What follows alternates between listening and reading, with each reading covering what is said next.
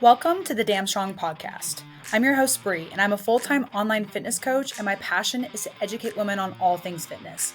I help women just like you step into the power of knowledge and commitment to ultimately live your best and strongest life.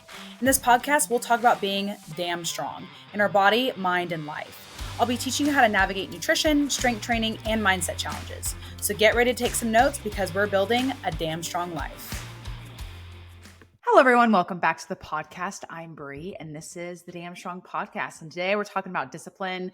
If you've been following for a while, you've heard me talk about discipline versus motivation, blah, blah, blah, like a bunch of times. We're going to dive into some of that same stuff just a little bit. But this episode is really, really hitting home on discipline. And so as you can see from the title, it's talking specifically about barriers. And I do think that when it comes to discipline, it's like fitness in general. It's holistic. There's a lot of different avenues that you can take it down, but I figured this would be even just a good place to start for a lot of you guys. And by creating these barriers or tearing down the barriers, which we'll talk about, it can be that missing link for your discipline or get you started in discipline. And then once you've kind of started to doing these of like building or tearing down barriers, depending on what you're trying to do, it might be that kind of like gateway into like, okay, here's how I need to capitalize on building my discipline. So anyways, let's just kind of jump into it. So, building discipline on using barriers is just building up and tearing down barriers depending on what the goal is, right? So let's actually back up a little bit more. Let's talk about discipline. What is discipline? Let's also talk about motivation, right? Why am I talking about discipline and not motivation? So discipline is doing something despite how you feel, and motivation is doing something because of how you feel. So when you say I'm trying to build more discipline, you're saying I'm trying to do things in my life where I don't rely on my emotions to push me and actually have me follow through with it, right? So a lot of times you don't feel like going to the gym. Well, you're not going to the gym because of your motivation, right? You don't feel like it. But if you went anyways, despite how you feel, that's enacting discipline. So there's a difference. A lot of times I get asked, how do you stay so motivated? How do you stay so motivated? I don't. I never stay motivated. Motivation is just this bonus thing that's nice if it happens. But everything I do is based on discipline. And if I just happen to have some motivation too, awesome, I'll ride that wave. But 90% of the time, I'm doing something whether I feel like it or not. There are times where like I feel super, super fatigued. Maybe I feel like sickness is kind of coming on. And so I won't go to the gym based off how I feel. I'm not saying you can't never do anything based on how you feel. But if we always just relied on our feelings, nothing in life would ever get done. So that's why we're talking about discipline. It's doing something despite how you feel. Now, how do you move past those emotions and start having discipline become a regular thing?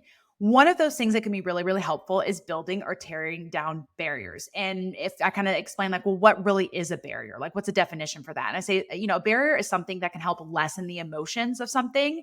You either build it up to lessen or honestly kind of even ignite an emotion, right? It makes you feel like doing it. But the barrier can help for you to fight through and either lessen or build emotions around a situation more appropriately, right? So if there's a habit that you want to encourage or build, you would remove a barrier, right? If there's a habit that we don't want in our life, we want to remove that barrier. A lot of times you want to remove that habit, you will build a barrier so that way you don't have that habit. The opposite can kind of actually apply too. There's a habit that you really, really want to build. Sometimes building a barrier will help to encourage that habit, right?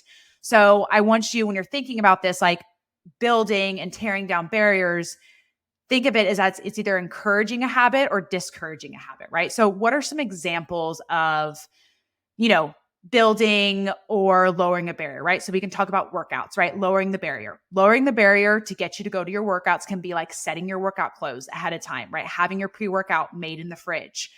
Going straight from work to the gym, not coming home, because guess what? If you come home, you actually just built a barrier that's discouraging you from going to the gym.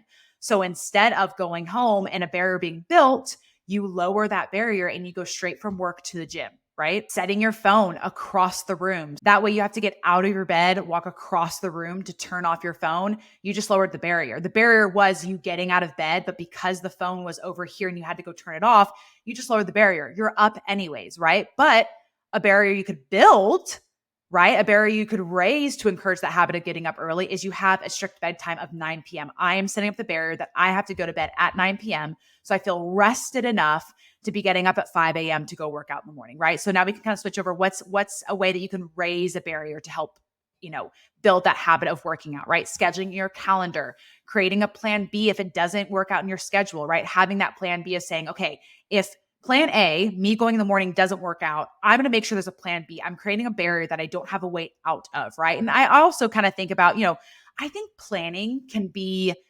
building and tearing down a barrier at the same time, depending on how you view it, right? Because I think for a lot of us, planning creates side rails, right? Like, so if you were, it's kind of like bowling, right? When you put up those little, those little guardrails when you're bowling, they're barriers, right? To help keep you on the path so you hit the pins at the end, right? And so I feel like planning kind of puts those horse blinders on. It kind of puts up that barrier like when you're bowling, and it keeps you like, no, I have my workout planned for 5 a.m. or no, I have my workout planned for after work. It creates a barrier. But at the same time, I think planning can lower the barrier. I think for some of you, having the plan can help you, like not have to think for the rest of the week, right? So for example, for me, I see planning as lowering the barrier. Because for me, if I have my meals planned out for the week, I don't have to think about what dinner I'm having for the rest of the week. And that makes me more likely to stick to the plan that I have because I already did it ahead of time, right? Or if I plan on my workouts, I don't have to think like, oh, my workout Tuesday or Wednesday, or like, when's it going to work for me to work out? I look at my whole week. I see where there's spots for me to work out. If something comes up, I see where my plan Bs are. Boom, I'm to think about working out for the rest of the week. And so for me, planning is a very barrier down, but also in a way, it's kind of a barrier up because you're creating, again, this structure, and structure is kind of a barrier in a way. So we talk about, hitting your calorie goal. What are some lowering barrier things that you can do, right? Having ready to go protein options. I actually lower the barrier like twice for myself. Not only do I have a ready to go protein option in my fridge at all times, I just buy it from Aldi's. I go to Aldi's and I get the shredded rotisserie chicken and I put that in my fridge. So not only am I lowering the barrier of I don't have to cook and make it, it's also there. It's in my fridge. Like I'm doing 2 barrier lowerings. And I know for everyone, they don't want to go and buy that, the packaged chicken or whatever. I mean, you can do it really easy, throw chicken in a crock pot, let it sit, but I like double barrier. It's like, okay, not only do you have a protein option available, you don't even have to cook it. Like if I'm really desperate, it's like on the drive home from like the gym, or if I'm running an errand, I can go grab that protein from Aldi. I don't have to spend time cooking it. So it's like I double, triple lower the barrier to help me hit my protein goal. Meal prepping, pre-tracking. Again, that goes kind of back to planning. Is that lowering the barrier, upping the barrier? But I think for a lot of us, like meal planning / meal prepping, even though it's a lot of planning, it's like you have food available to you. So when you're in that situation where you're like, oh, I really don't want to do XYZ, I really don't want to stick to my calories, you're making the better choice, or maybe not better, but the choice that's going to move you closer to your goals, the easier choice, or just as easy as the choice that isn't going to move you closer to your goals, right? And so having things, again, removing those barriers helps you to make the decision that's going to move you closer to your goals versus go for the decision that's going to move you away from your goals, because equal efforts are the same. And when you have the effort is the same, you're more likely to be able to, navigate through that emotion of motivation, what you feel like doing when you're like, okay, well, me going and getting takeout right now, again, I always will say nothing wrong with takeout, just probably going to be denser in calories, right? Going and getting takeout that's denser in calories is going to send me over my calories versus a meal I don't even have to cook. It's actually quicker than takeout because I don't have to drive, wait in line, pay for it, all that. It's already ready for me to go at home. Or if it's not ready to go at home, the amount of time it takes you to drive and go through the drive-through is the same amount of time it's going to take for you to, make a sandwich at home. And so it just makes, when you lower those barriers, it makes the choice easier to make, right? The choice is going to move you towards your goals. It's funny, as I sit here recording this episode, I actually almost unknowingly lowered the barrier for myself to film this podcast, right? So I actually had a call with a client just, 30 minutes ago. And I normally take my calls from my laptop, like downstairs. I'll sit on the couch or I sit at the kitchen table, something like that. But I was like, you know what? I have to film the podcast after. And it's going to be easier for me to film if I'm just already sitting here. I literally took the call with my headset on with my microphone. I was like, it's going to be easier for me to take the call if I'm just, or not take the call. Easier for me to do my podcast if I'm already sitting here. I already used my own advice and I lowered that barrier. Instead of me getting off the call and I'm downstairs, I'm like, oh, I don't want to go all the way upstairs and like have to sit down and turn on my computer and like pull up the, like the recording stuff, all that, even though it's not that difficult for me to pull that stuff up and sit down and obviously start talking. I already have my notes all here, but I removed a barrier for myself to help encourage a habit that I wanted to do. Another thing that comes to mind of like, that's lowering the habit, a way that putting up or lowering a habit, lowering a barrier. I'm sorry. I keep switching out habit and barrier this entire podcast, I feel like. So, another example of where it could be where you're building a barrier to encourage a habit is I had a client recently tell me, she was struggling with being consistent in her workouts.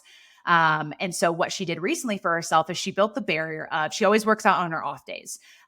She's a veterinarian. And so like her schedule changes a lot. And so for her, it's not like she can plan, okay, every Wednesday, Friday, whatever, I go and work out. For her, it's on her off days. She tells herself that she can't do anything else for the rest of the day until she gets her workout done. And so she puts that barrier up of, hey, you can go hang out with your friends. You can go out and get lunch. You can go shopping. You can do all these things. But in order to go and do these things, you have to get your workout done first. So the more she prolongs doing her workout, the less and less and less time she'll have in the day to go do those things that she wants. I think that's a great example of building a barrier to encourage a habit that you really, really want. It's not always about, pulling down barriers to encourage stuff and then building barriers to discourage things. Sometimes you can build a barrier to encourage a habit that you want. Other building barriers that I can think of to encourage a habit would be like, a lot of people will say, I drink a glass of water before I have my first cup of coffee, or I drink a glass of water before I have breakfast. Like that's a barrier you're putting up, something you're saying that you need to do in order to encourage a habit. And I think, I think we always see as barriers as like a bad thing, but there are ways, depending, I think, on your personality and how you work, of you either can build a barrier or tear down that barrier to help encourage a habit. This is also, if you're a coach, this is also something you need to be thinking about as well is, I think it's a little extreme to say it's our job to do this, but like part of our job is figuring out barriers for clients, digging in, asking questions, finding the true meaning behind why is the habit not happening? Your client's not sticking to their calories during the week or sticking to their calories of the weekend, or they're not hitting their protein goal. Well, let's talk about it. Do they always have a readily available source of protein? Like maybe they're always like, well, I'm just like really, really busy with the kids and I just don't have the time to do this. And then when I'm left to like figure out what to eat, I just grab what's quick and it's always high protein. Okay, awesome. That's totally fine. Like people are busy. You got kids, understand that. Why don't we create some really quick and easy sources for you of protein? Let's have yogurt in the fridge available. That's super easy, quick, on the go. You don't have to cook it. Let's have canned soups, available. What's some soups that you really like when we can throw some rotisserie chicken in there? And it's not only important for us to figure out, okay, how do we make this habit stick? How can we add barriers or remove barriers to help a habit stick? It's also important for us to look at and think, okay, why is a habit sticking?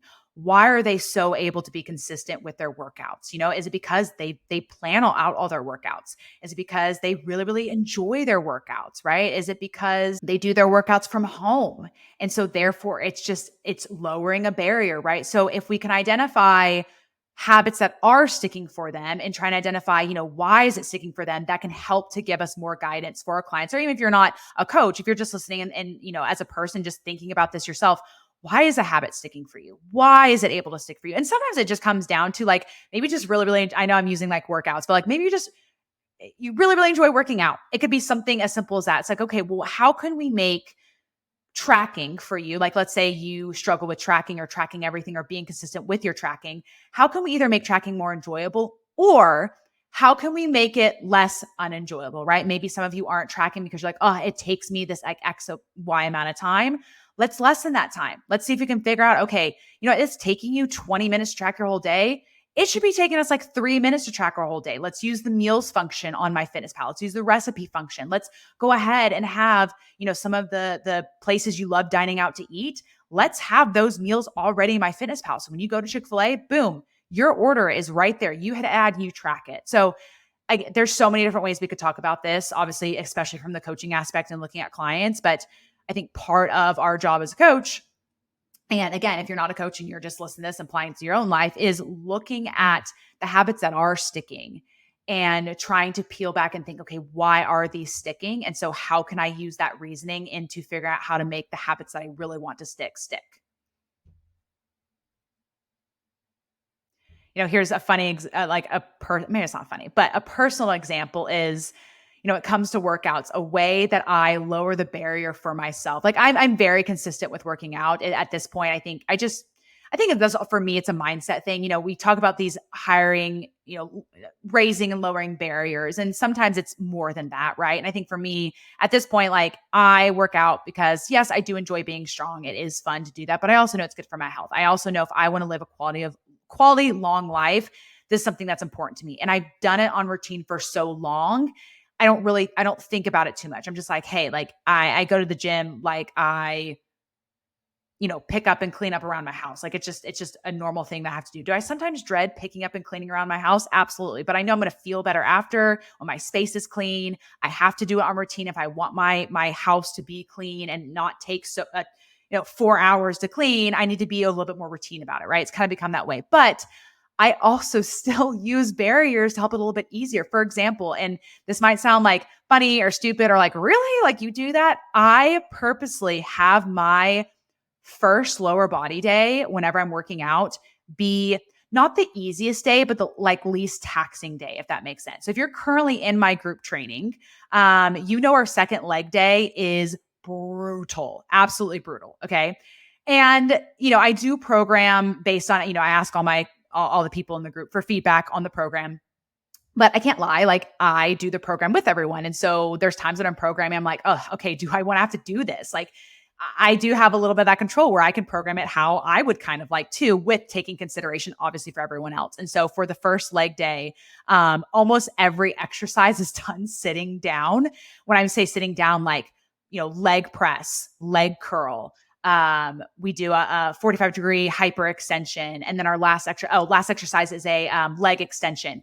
They're all basically in a machine where I can sit down. I mean, minus the 45-degree hip extension. Technically, you're still a machine. Technically, I'm not standing up, but it's pretty much sitting down. And that's because having a workout like that lowers the barrier. It doesn't mean it's like any less hard per se. Like I'm still pushing myself really, really hard on all the workouts, but something about not having to stand up, you're not using your entire body, right? Like when you do RDLs and you do squats, you're using your entire body, and that is just exhausting. It's so much easier to push hard when you're sitting your butt down and your leg curling, you're sitting down, your leg extending, right? And so there is a little bit of that. Is I want to make the first workout of my week, I want to lower that barrier to entry. And then as I work out throughout the week, I'm like, hey, this is kind of fun. Like I'm really enjoying this. And as I get towards the end of the week, I'm pumped up and I'm ready to just like crush that second leg day that we have. And that's usually on like Thursday or Friday.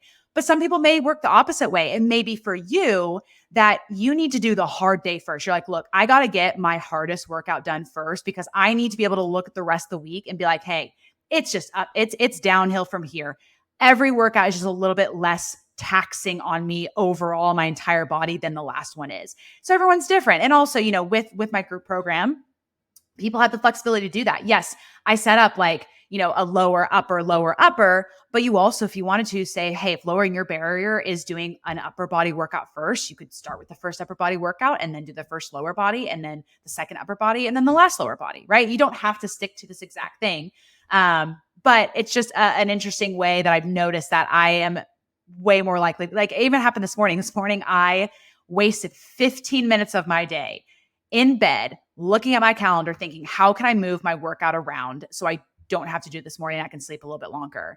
And then I kept thinking, I'm like, Brie, every time you do this, every time you wake up and you think about moving around your workout, you regret it, right? You regret it. Like technically when I'm recording this podcast, that's when I had planned to end up doing it. But then I knew I'd miss recording the podcast. And I'm like, look, you're already up. You've been up for 15 minutes. Just get up and go. And then I was like, what workout do I have today? And I saw I had an upper body, and I've really been not only enjoying upper body, but again, a squat RDL day, that's really, really taxing. I was like, okay, I can push really hard and not feel just absolutely completely freaking wiped at the end of this. Like I'm really enjoying upper body, especially it's a back day. Let's go. Like I'm already up. I've already been up for 15 minutes. I'm actually excited about this workout today. I'm actually excited. It's not a lower body day because I just mentally, I was like, I'm not there. Sometimes you have to talk yourself into a lower body. I don't know if you've ever gone to the gym and you're like, man, I'm so excited like to be at the gym, and you think it's an upper body day. And then you pull up your plan. You're like, oh crap, it's a lower body day. Like I didn't mentally prepare for this. I've got to mentally prepare for lower body days, And so again, it's just like I put up a barrier and I planned my workout for this morning. And then I got up and I tried to remove that barrier and be like, okay, I'm really having a hard time. Let me go at a different time. And then I was like, you know what? Let's remove a different barrier. Like, you're already up. You've already got it planned. You're actually excited for this workout. Just go. Like, you're going to be so mad at yourself if you reschedule this because you're going to miss recording the podcast, and then you're going to have to find time to record tomorrow or record it late tonight. So I don't know. I just wanted to provide that example because I think there's a lot of ways we don't think about lowering the barrier that could be helpful to you. And I think we always hear the typical, like, oh, if you're struggling with like, eating like desserts and sweets, like put, the sweets at the back of the pantry, which I think is totally, totally helpful. But another way to really help you with sweets and treats is like plan those into your day. Like, if you know that you would enjoy a sweet treat after every dinner, pre-track those, plan those into MyFitnessPal.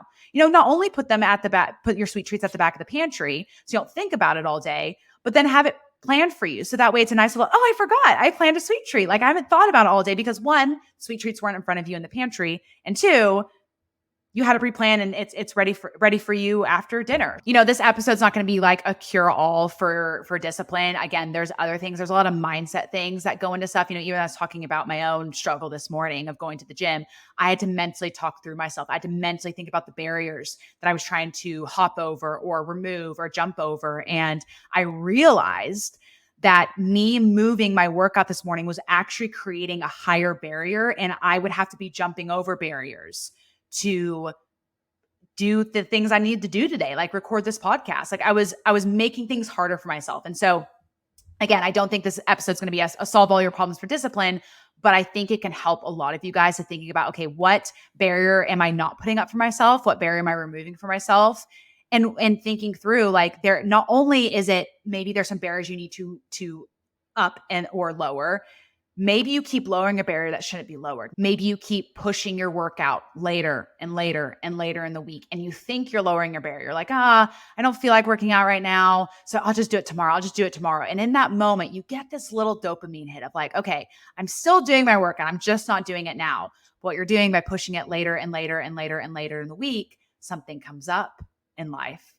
And now you're really struggling to get the workout, and you're trying to say like, okay, well, I've pushed it to Friday, but now I have this commitment that I made. So I've got to figure out, okay, now I've got to pack a bag and take the bag to the gym, and I've got to get ready at the gym. And you've actually just created more barriers for yourself. So think about those things too. All right, guys, that is the end of this episode. This one's a little short and sweet, but I'm happy with this. I would love to have any feedback that you guys have. If anything resonated with you from this episode, please shoot me a text. DM.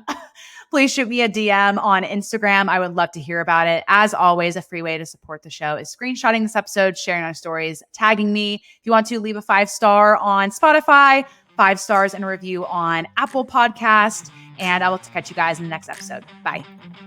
Thanks for listening to another episode of the Damn Strong Podcast. Show me some love by leaving a review and sharing a screenshot of this episode on your Instagram stories. Until next time, stay strong.